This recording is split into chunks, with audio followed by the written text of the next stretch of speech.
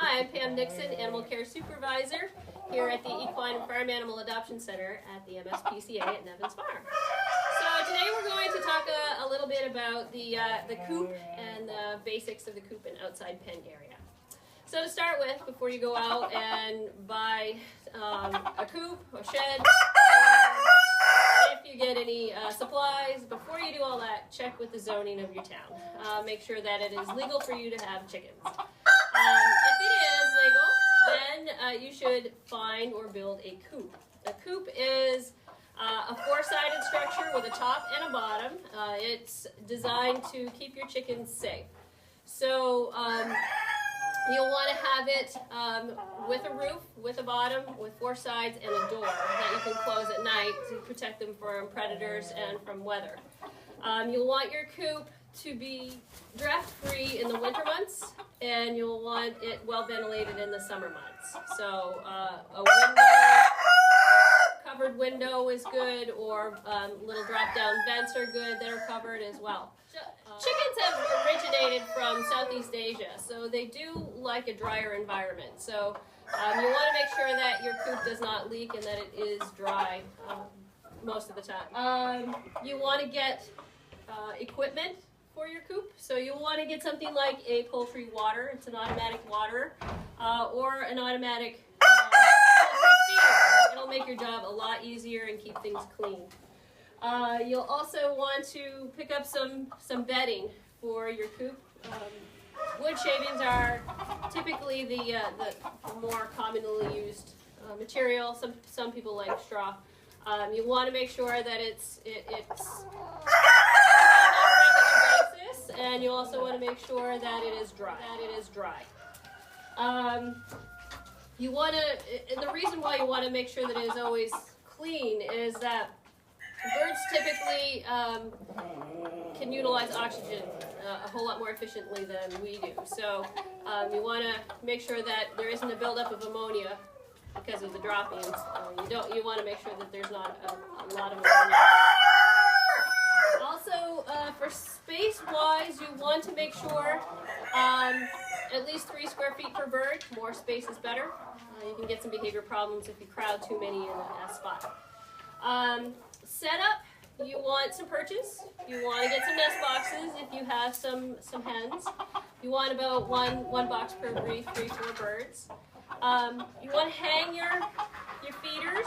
Typically, a good rule of thumb is at the height of your chicken's back. So we've got little Zazu here, a little Japanese long tail.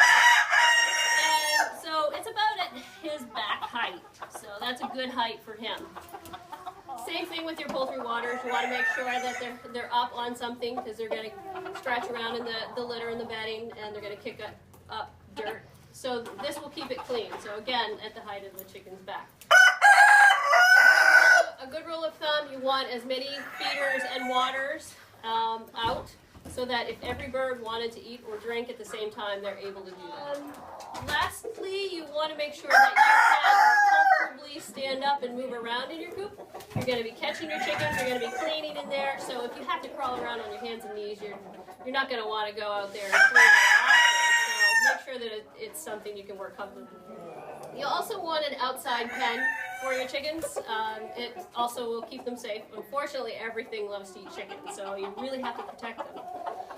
You want a welded wire fence, typically, I don't know, maybe 5 or 6 feet tall. You want to bury it about a foot underground because there are some predators that will dig underneath to get to your birds.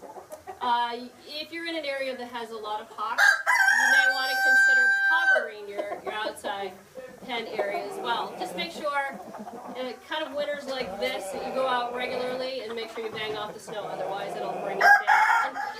Ironically, chicken wire is not a good material to use on outside fencing. Predators can easily pull that apart, so it's too flimsy. Again, you want to make sure that it's tall enough for you to go outside and work around in. You're going to be cleaning up out there. You're going to be herding chickens in for the evening. So again, make sure you can stand up comfortably. Space requirements for your outside pen, 8 to 12 square feet per bird. More space is better. And then just a little note about free ranging. Chickens are great pest eaters, and we want to utilize that. So if you do decide to free range, we encourage you to free range when someone is outside working in the yard with them. Just so if a predator creeps up, or even just a neighborhood dog comes into your yard, you want to make sure that you're there to keep your chickens safe and protect them, or to stop anything if something bad is happening. There are also really cool, they call them chicken tractors. So they're movable pens. They're temporary movable pens that you can get. There's ones like Omelette, which are good for urban areas where you don't have big predators. Or if you want, you can contact us. We have a great local guy who designed a chicken tractor that's really heavy duty, that you can build yourself. So they're really neat. You can move them around. If you have a garden plot, you can put them on your garden. They'll till the earth. They'll pick up any weed seeds and any bugs and get it ready for planting. So it's always a nice little feature as well. So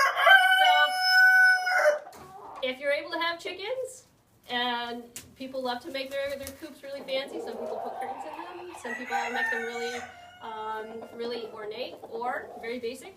Either way, just make sure it's safe, secure for your birds. A little home sweet home.